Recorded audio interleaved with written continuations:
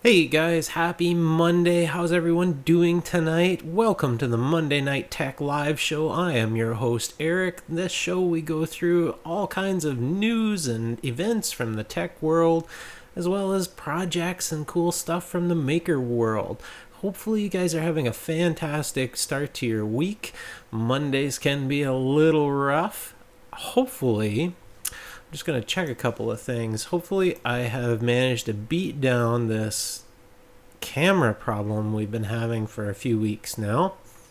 With any luck, I should be coming to you in reasonably good 1080 with reasonably good audio. I hope. Cheers, guys. Let me know how it's coming across. I'll get things queued up here. I need a helper one of these days to cue these slides and do this background work. Someday, maybe I can con the wife into it. That'd be pretty cool. That would be handy. Cool, guys. We've got Scotty's here, Zach's here, Ken's here. Zach says the audio and the video is good. Awesome. Curtis is here. Cheers, Curtis. We are in good shape for a show, I think. With any luck. If I can cue this up, we'll get started. Maybe. As usual, guys, viewer comments throughout, just throw them in the chat. I'll try and keep up with them as best I can. If I don't get to it, one of the other moderators or cool maker tech enthusiasts here will. We'll do some tech news tonight, some stuff on 3D printing, viewer projects. This is where you can submit your projects to be showed off on the show here live. Some stuff from the community of hackers, makers, inventors, you name it, it all goes here. Some stuff from the shop, a little bit of a sneak peek, bunch of sneak peeks again this week of what you can expect to see on this channel and my other channel. And that will take us into the show. John is here. Cheers, John. What do we got? Some tech news this week. Last week, big on the news was the drone strike, or supposed drone strike of the Airbus A320. You guys saw it here. I gave you some numbers to digest to what the impact force of that would have been. Well, it came out this week that it was it was believed that it might have been a plastic bag and not a drone after all. No surprise there. The gist of it, the transport minister, Mr. Robert Goodwill, admitted the authorities had not yet confirmed whether it was a remote-controlled device, and it was believed to be about 1,700 feet in altitude. It was way up there. And it goes a little further. You can find lots of coverage on this. It's not been confirmed. It was the local police force that tweeted they had a report of the drone striking the aircraft. So basically a clarification that this had started with the local PD. It is what it is. Can't say it was a big surprise to any of us, especially not me. It just didn't make any sense. So again, the media kind of ran away with things, as the mainstream media tends to do. Hill's Workbench said not getting any sound. Oh, we should have good sound. Maybe hit a refresh there. And John said I called it. Thank you, John. What else we got? That's enough on that. On the topic of drones. Here, this is kind of interesting. I found this one. It is not a channel I subscribe to. You can find this Photoshop Cafe is his YouTube channel. He got featured. I think it was Petapixel picked him up today on his story. Basically, he got kicked off a Southwest flight he had his DJI Phantom as his carry-on, had the batteries with him. There was no room in the overhead, as anyone who flies, you usually find this is the case. And he told them, well, he needed to take the batteries out and carry them. And, well, the captain actually booted him from the flight. No one at Southwest had any clue of the FAA regulations that you don't check lithium polymer batteries. You do not put them in the cargo hold. They're not extinguishable if they present a fire. And he ended up getting booted from the flight. But he does an awesome job of keeping his cool. There's even some live video of him at the airport with the gate agent. He was in the right. This is like, he was doing absolute right thing. He couldn't have done it any better. He could have just let them check that case. And but he goes on and explains his take on it and why he did what he did, and it was really a level head, awesome job. If everyone in the world acted this way, the world would be a better place. He won up Southwest big time, and Southwest actually eventually saw the error of their ways, that they shouldn't have booted him from the flight. But check out his channel, check out this video, it's well worth the watch. I actually subscribed to him after this because he does some videography stuff, and he's just a level head. I like people like that. Very, very cool. Scotty says he can get his plastic bags up to 1,700 feet. William is here. Hey, William. I found this on Mashable. This is the Aurora VTOL, vertical takeoff and landing aircraft that's been developed with DARPA. And I did a little bit of... I saw this and if you guys remember, several weeks ago, I put out a prediction that in the future, these delivery drones and delivery ROVs for aircraft-wise will definitely be VTOL with a fixed wing, possible, not quadrotor. This thing is totally cool. I found it on their YouTube channel here. You can find it at Aurora Flight Sciences. This is a DARPA-funded device. And it uses multiple, I don't know whether it was actually, I forget now, whether it was actually turbines or ducted normal EDF style motors, but really, really neat, cool device, successful flight, really, really neat. I don't know what the payload of it will be downrange, but pretty neat idea. Really cool little aircraft, so we'll see where it ends up. And...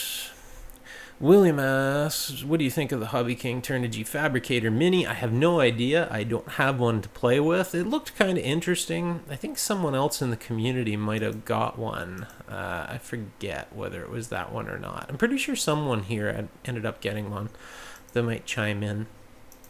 It looks interesting to me anyway. Peter's here. Hey, Peter. Leonardo DiCaprio. This is a little departure from tech, but on the topic of climate change, which is most definitely tech related, man, this guy is truly one of the outspoken people out there and doing an eloquent job of doing a call to arms for making a change in the world. Leonardo DiCaprio, man, he is doing one heck of a job. And the same day, if you didn't see this, you can check it out on Mashable. It's well worth it to watch his speech. He did an awesome job. And for the Canucks out there, we can be proud. Our Prime Minister actually signed the Paris Agreement on climate change last week. Totally cool. Huge commitment to actually making a difference in the world and putting out some expenditures, as well as there'll be boosts in the economy from this that people won't even dream of yet. But I'm pretty proud. It's pretty awesome that Canada's finally signed on. Good stuff. Very cool. Facebook usage using Tor passes 1 million users per month. This is pretty significant. For those of you who don't know, the Tor browser is basically an anonymous browser, the Onion style system, and the fact that these stats are out there, that 1 million people are using this anonymous browser technique, is very interesting to me. It speaks to a level of technical expertise that's going on out there, as well as a certain level of concern and possibly paranoia in some ways. Really, really neat. I myself have not used Tor for browsing Facebook. I'm not that concerned on Facebook, but why would you shut it off if you're using that as your browser? Really, really neat. Really cool stuff. Interesting to see these stats getting out. And John said, thanks for turning us on to Devin Graham's channel. Yeah, actually, I misled you guys slightly because Devin has 2 channels and both are really good. He has a main and a behind the scenes, and they're both awesome. I should have featured them both. There's the one I think I showed was not the true behind the scenes channel, which I really enjoy. Amazing videos. I watched some again last night. Steven's here. Hey, Steven, good to see you. And what else we got? Sasquatch, always something kind of negative to say. I'll point that out. Researchers accidentally make batteries 400 times longer lasting. I thought this was bunk. I'll be honest. I saw this all over tech news last week, and I thought it was yet again another, hey, we've saved the world with a new battery technology. Sign up, you'll see it way later. But it wasn't. I was so pleasantly surprised that this was actually researchers at UC Irvine actually used gold nanowires to store the electricity. Basically a small different departure of making lithium polymer batteries, but not a big one. And they're finding that 200,000 recharges on these batteries with little to no degradation. Amazing. But the best part is they fully admitted that this was entirely by accident, unintentional. They don't fully understand how it's working yet, but they're going to look into it and put this info out there right away. Very, very cool. I love this. This is potentially a game changer.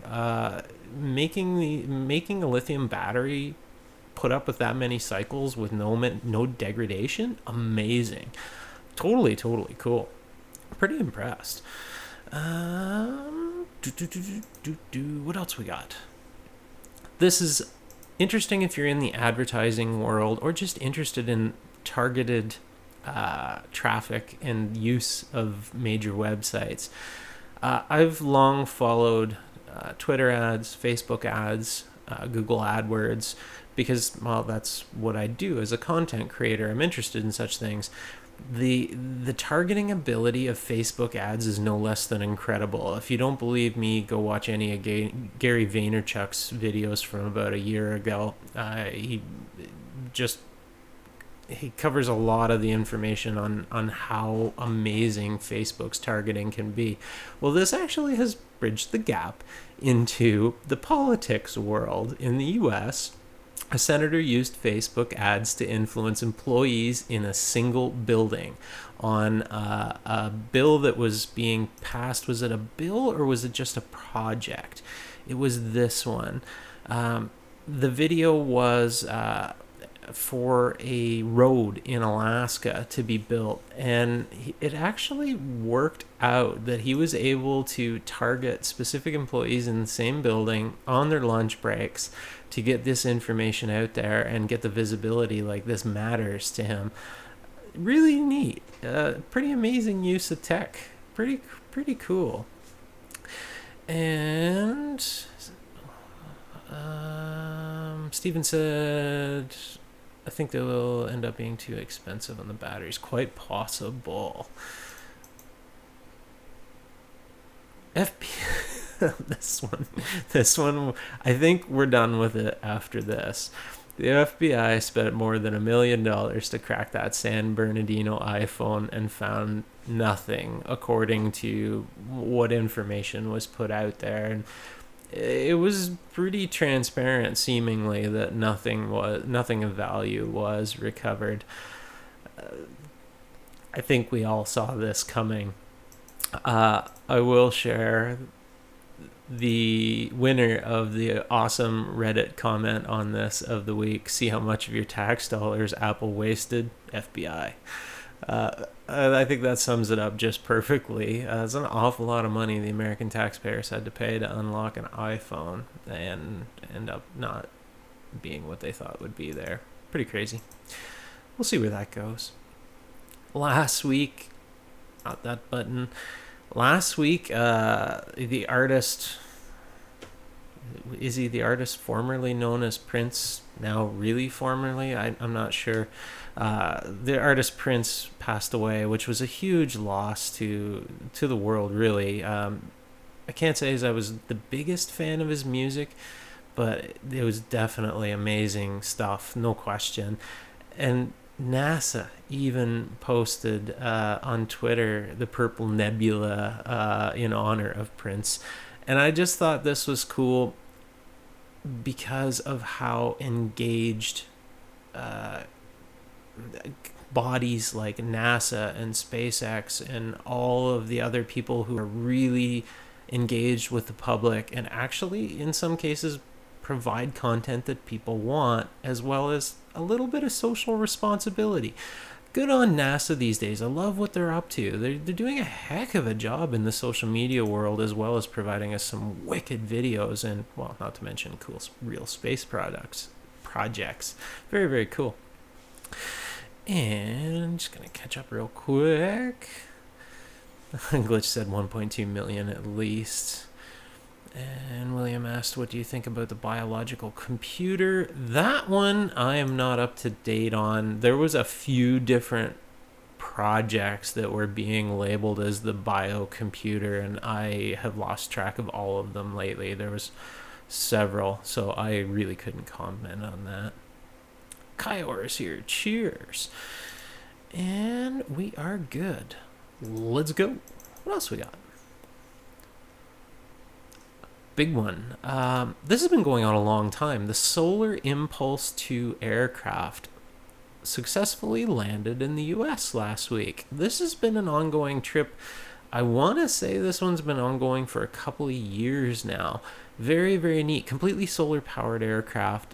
That's a pretty tall order for the distance it's traveled. It is a round-the-world mission ongoing. Very, very cool. I think they were waylaid in Hawaii for a bit due to some battery issues or something, but hey, they made it. Very, very neat. There's not a lot of video coverage that I could find, but lots of news coverage on this.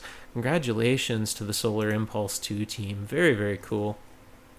One, I'll touch on the last environmental one for a little bit. We touched on this before, but this is there's been some publications now official on the reef bleaching that is indeed happening worldwide.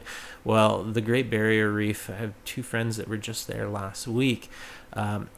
It's official. The studies are coming in that they're talking up to 93% bleaching of that reef due to, well, many factors. Obviously, there's a lot of things that can affect the water quality as well as the light that enters on that, but it's pretty crazy stuff. So a lot of neat tech proposals coming out, but unfortunately, I don't think a lot of them are going to do much good. A reef is extremely sensitive. I have two of them in the house here, and hope we can do better in the future. I have zero doubt that we probably caused this. On the note of making things better, Newsy Tech channel I'm really growing to love in a lot of ways. Really cool little coverage on some robots that are trying to make a change in the world. Recycling robots and various other uses. You can find this on the Newsy Tech channel. There's a lot of content crammed into a minute and 30 seconds. Well worth seeing. Love seeing these robots being put to use. And the one really good coverage is like cell phone recycling, and it's pretty neat what they're up to and removing the human element and recovering these components and parts and goodies. Really, really cool. William asked, how big of a deal do you think the SpaceX landing was? It was huge. It was awesome. Both the one on land and on the barge were amazing. They were game changers, and Blue Origin is out there doing very similar work. Very, very cool.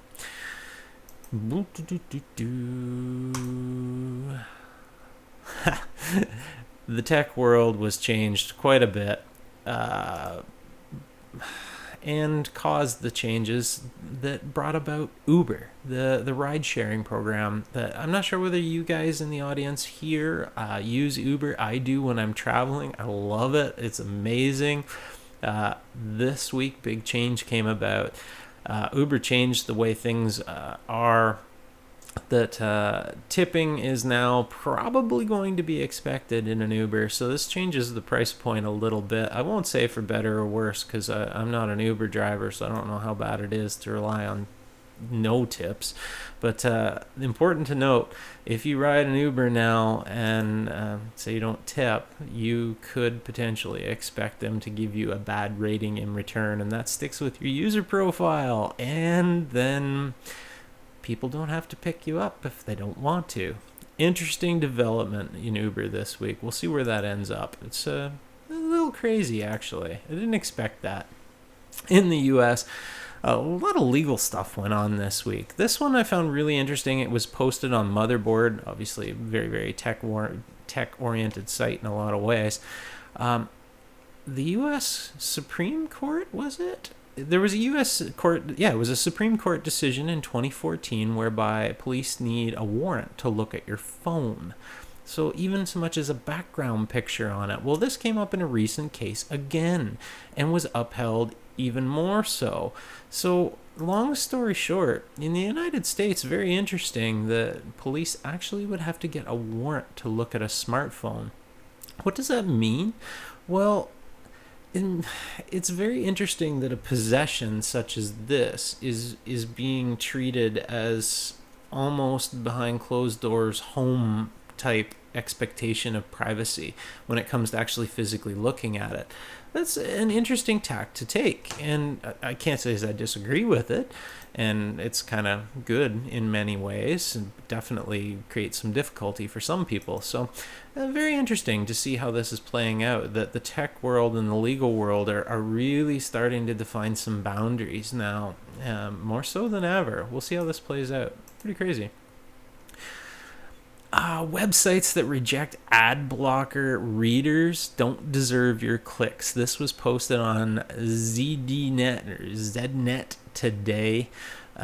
Pretty big site, as well as it was posted on several others. A lot of backlash lately over people using ad blockers because, like you guys watching me, I rely on the ad revenue here to bring you guys videos. Thankfully, I have Patreon to back that up, or I'd be 100% reliant on it. Well, some of these sites are the same, but there has been several cases, many cases lately, of malicious code being sent to users through these ads, and very, very misleading stuff going on, and the backlash is getting out there to the point where in certain European countries it's been deemed illegal to stop serving content if someone is running an ad blocker. Another area of tech where the legal world and the real world are a little bit at odds. Personally, I have no problem with ad blockers. I like to hope that people out there who view my YouTube channels would whitelist me to get the funding, but I don't trust half of the websites out there. It's just there's so much malicious garbage, and an ad blocker does indeed protect you to some degree, better than nothing on top of your existing virus scanning. So I thought that was very interesting to see that today. Very, very, very interesting. And Hill's Workbench said ocean acidification, carbolic acid from soaking up excess CO2 absolutely can be. It doesn't take... Yeah, I could go on about how sensitive a reef is all night because I spent years building my just 30-gallon reef tank and found that it's extremely sensitive to any changes in the environment, and it just can completely die. Very, very crazy. And William asked, what is my profession? In my day job, I work in alternative energy. I work in the wind energy field. And by night, I do YouTube videos and other stuff, as well as I do my day job at night, too. Lots of fun. And Steven says he uses ad blocker, but disable websites that I use all the time. Steven is also a fellow content creator. Guys, you can check out Steven Kibberton on Twitch. He does an awesome series of awesome live shows, which I finally caught live last week. Caught one of his build videos. But yes, I like to think that a lot of us who really appreciate other content creators out there, that we like to disable our ad blockers for sites that we truly would like to support. But there's so many out there that are just downright malicious, so I don't feel too bad about leaving mine on for those ones, particularly sites that I've never been to before. And Kyor said he uses ad blocker too. Yeah, he's over having ads shoved in his face all day. You can whitelist this channel if you want.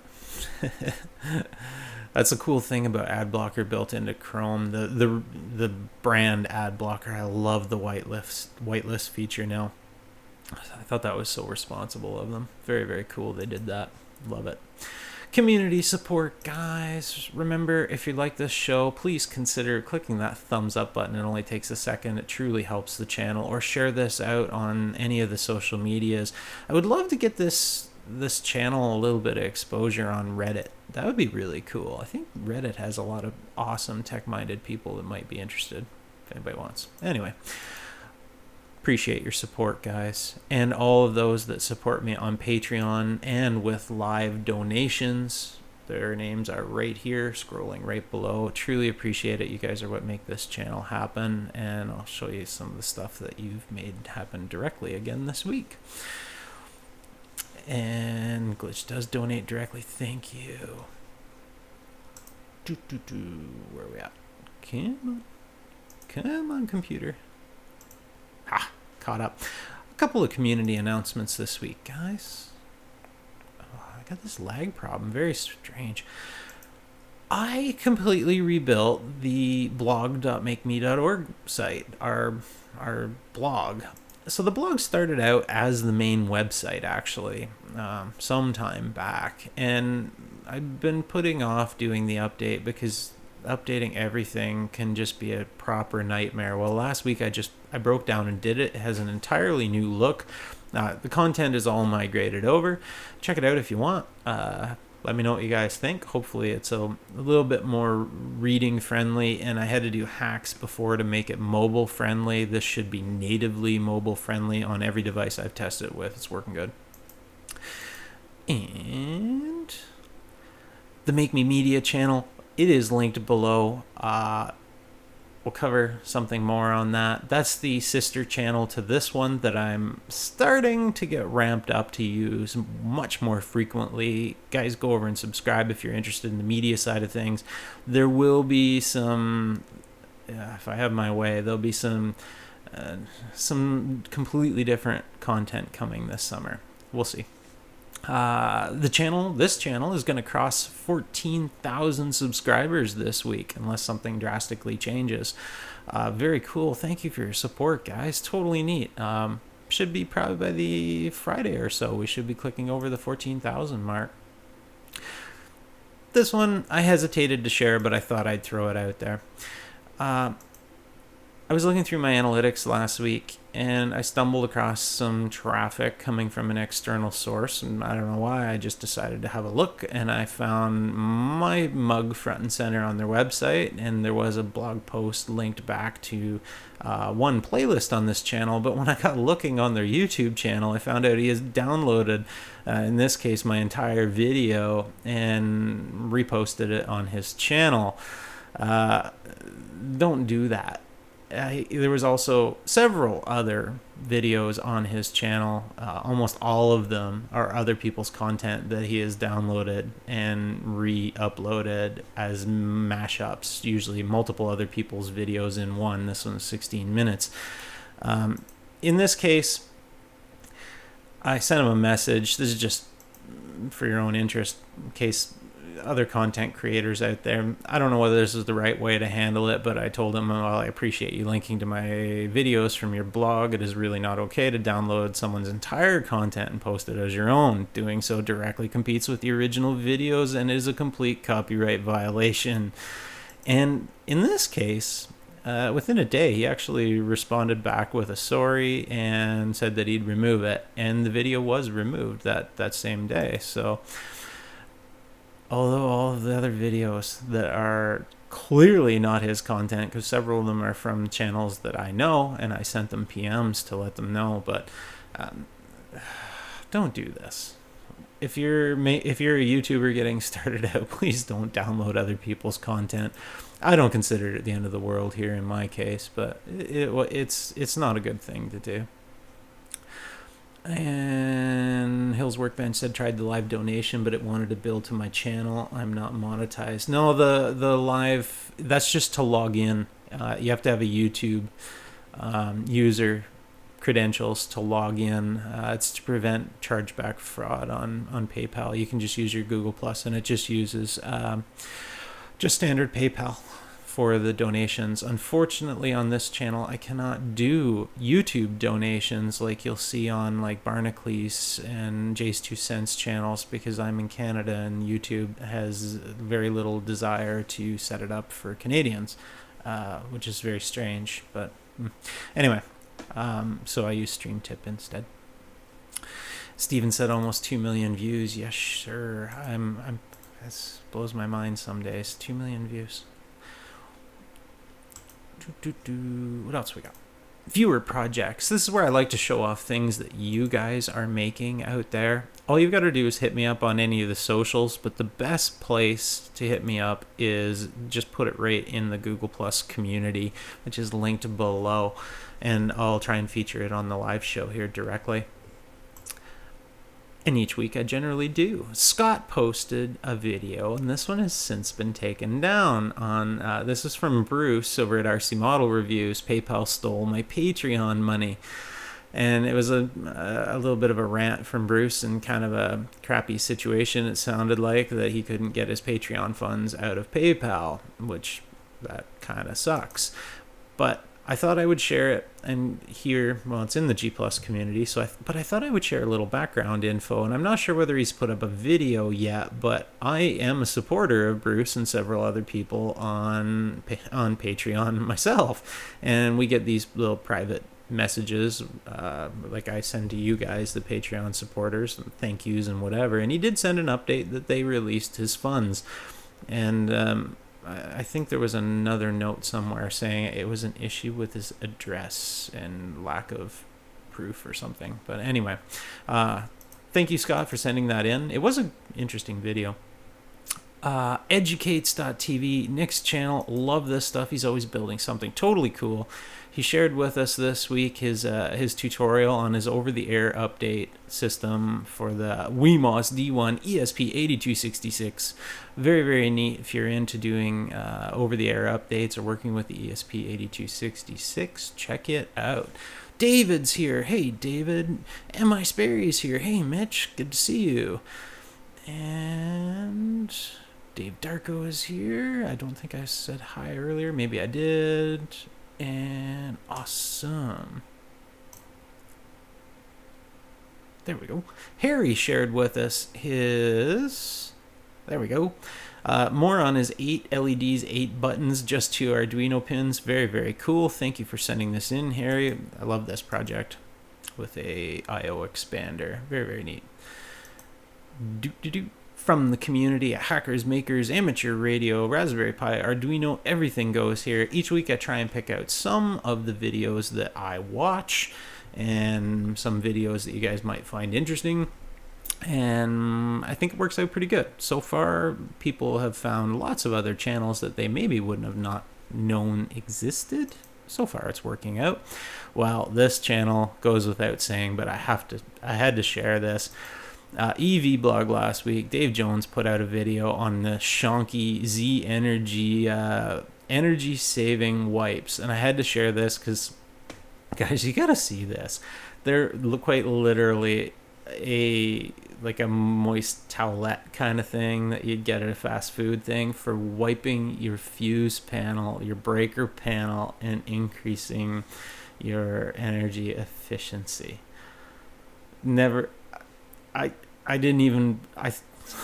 I've seen some pretty crazy products that never should have made it to store. This takes the cake. This is definitely the winner that I have ever seen in my lifetime. A wipe towel for wiping your breaker panel. So Dave, of course, rips it apart, and I'm sure if they have any friends in the batterizer world, they'll be sending him lots of thumbs downs real soon.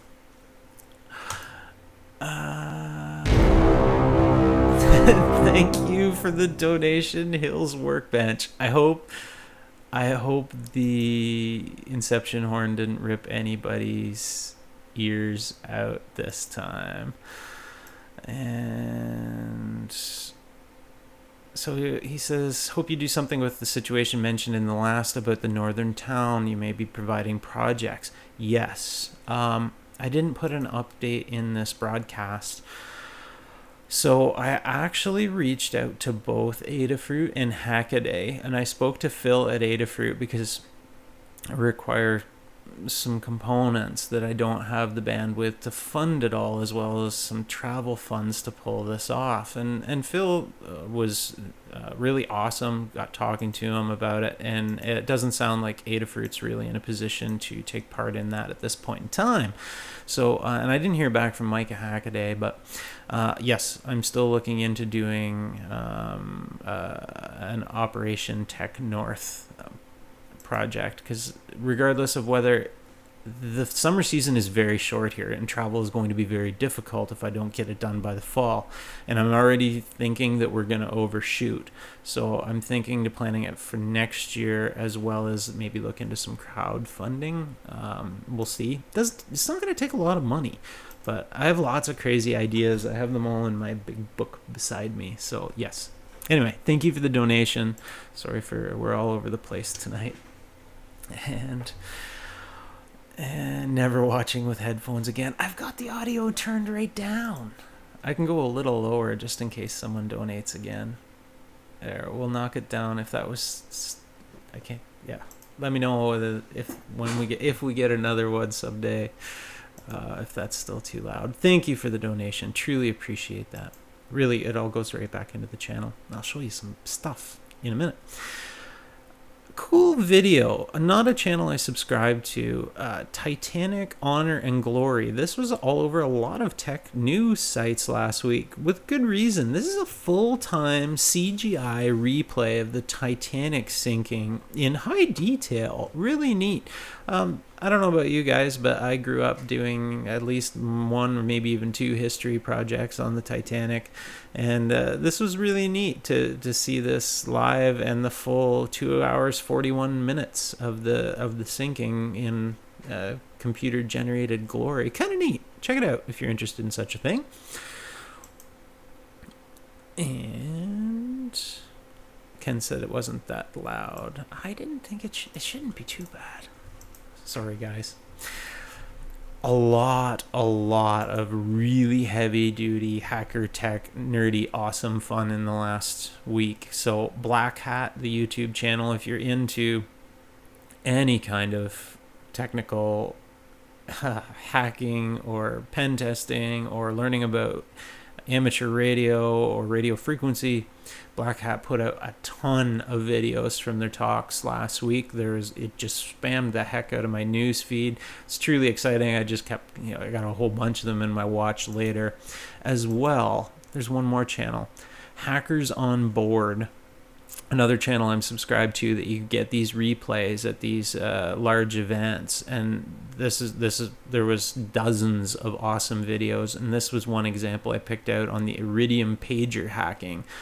And you might ask, well, why would I care about hacking Iridium pagers? The Iridium satellites are a constellation of satellites used for downlinks to pagers, more or less. Two-way in some cases. You can actually buy one from SparkFun. And the cool thing about it is these talks often delve into how they reverse engineered a system, and you can learn a lot. Like in my case, I'm always interested in radio frequency stuff, and this one they go in depth of how they had to reverse engineer the communication protocol, as well as figure out how it was doing the forward error correction, because there's no manual. You can't look this stuff up, and actually what they did find online was wrong. Really cool, awesome talks. Check out the channel. You'll love it, guys. I truly think you will. And William asked, Eric, do you prefer Arduino or Raspberry Pi? I get that question a lot. I should do a video on that. So there's neither is the answer. Arduino is a microcontroller that has amazing uses for low overhead type stuff you don't need a lot of computing power for, and it's quite capable little microcontrollers, especially with some of the more advanced ones now, where the Pi can do all of the above from previous, but also can do heavy lifting computational stuff, and has a graphical user interface built right in using Linux powered, actually other operating systems now. So basically the long and the short of that is I use each one for different purposes. Colin Furza, love this channel.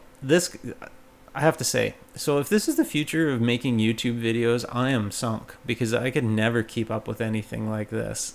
He is taking two paramotor motors, the motors you strap on your back with a big prop and fly under a canopy. You'll find some videos on my channel, the one I used to own. Taking two of those and turning it into a hover bike. And I have little doubt that he will be successful. It's pretty crazy. If this is what we're coming to expect of YouTube videos now, wow. Pretty crazy. Awesome projects every week coming out of his channel. Check it out. You got to be subscribed to Colin. You'll truly, if you aren't already, you should be. Maker's Muse, if you're into 3D printing, he's doing an awesome job lately on a lot of tutorials, and this was a very interesting one. Something I struggled with a lot ages ago was stitching meshes together. There's lots of ways you can do it. Most aren't very easy. I actually used to do this in Mesh Lab itself, but he shows it using Mesh Mixer. Very cool little tutorial if you're working with 3D printer files. I think you guys will like it. He's doing a heck of a job. EV blog, another video from Dave last week. I loved this. So, for my history back, I think it was first I heard of it. It was in high school, of SETI, the search for extraterrestrial intelligence, and at that time you actually could, even back then, I think you could even get it on a CD. Was the programming to take part in crunching the data and looking for extraterrestrial life. Well, it has gone so far as there's a version now available for the Raspberry Pi. And Dave shows this off. He also shows off the PC version, does a heck of a good job. I can't think of a better use if you had a spare Pi laying around. What a great use for it. Put it to work crunching numbers and doing the FFTs, the fast Fourier transforms of this data, looking for patterns from these radio telescopes. Very, very neat. And Roydride said, get an Iron Man suit and I can do what Colin does without killing yourself. Yeah, I'll have to talk to the hacksmith on that. And William asks, have you seen the dude who made an arc reactor? Maybe that was the hacksmith. I'm not sure. Yeah, like a fake arc reactor too. But who knows?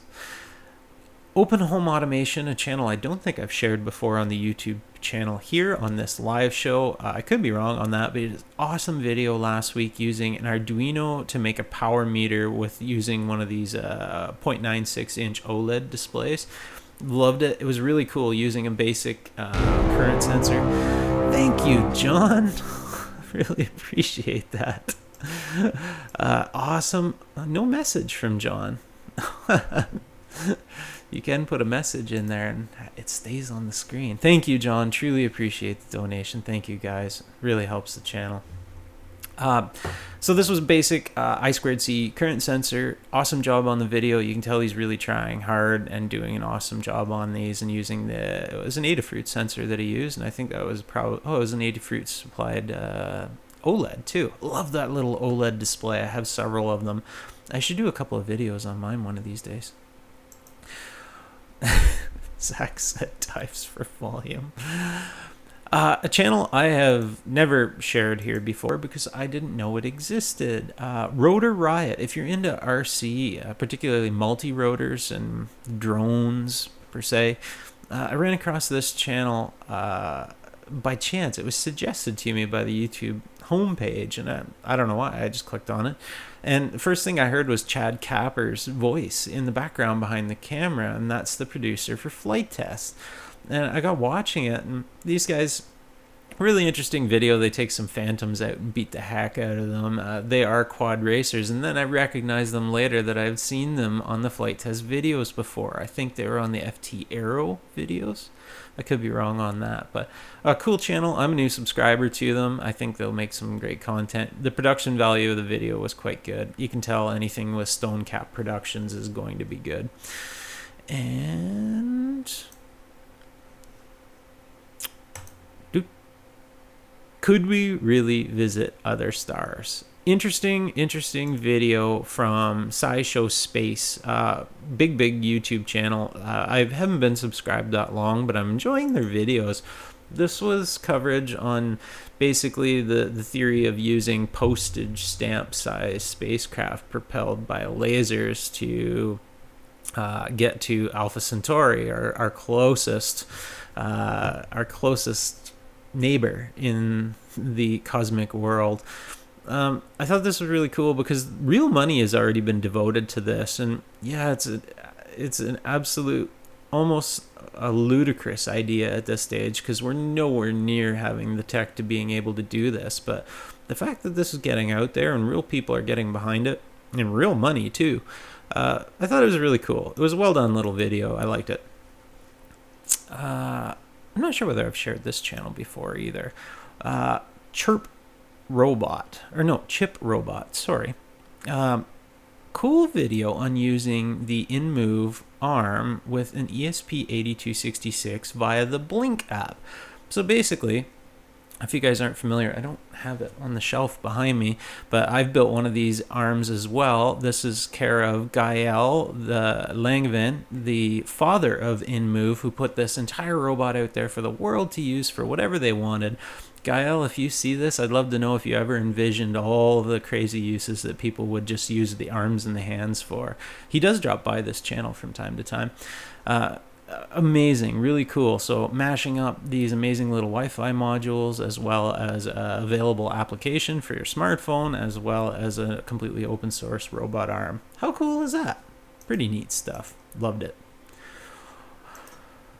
Okay, now we're winning, guys. David said those guys really look like cardboard cutouts. Just me.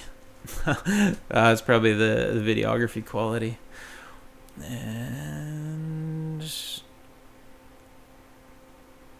I think we're good. A fleet of mini light sails. Yes, absolutely. Cheers, guys. From the shop this week, what have I got? I have a lot of annoying lag on my computer still, even with the new RAM. I did got the video out on the Phantom 3. I think it was well received. It was just the very first Phantom 3 video I've done. It is that drone quadcopter up there on the shelf behind me. I'm simply amazed with how well this thing works. I'm completely blown away. I'll admit I completely underestimated them. I've always thought they were more of a toy and a consumer product that I would never have any interest in, and boy was I wrong. There was one comment. There's a lot of good comments on the video. The video is getting some good traction. Andre and I went back and forth a little bit, and he had an interesting comment here. He said, you managed to get some nice results, but do you think you'll outgrow the model versus the Advanced or Pro?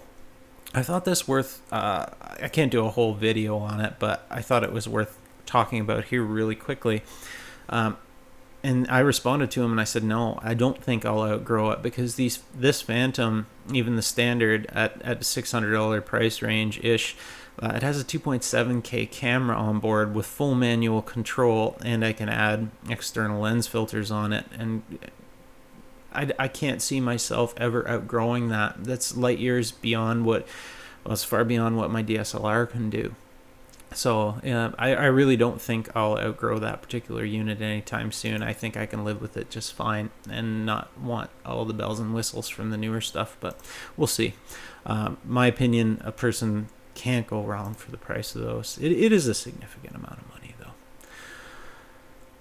And Sasquatch said the video from the Phantom is incredibly smooth. Thank you. Actually, I could do it a heck of a lot smoother than that. I did no smoothing in post whatsoever either. And yeah, the next ones will be even smoother yet, because I can actually, I had some trouble.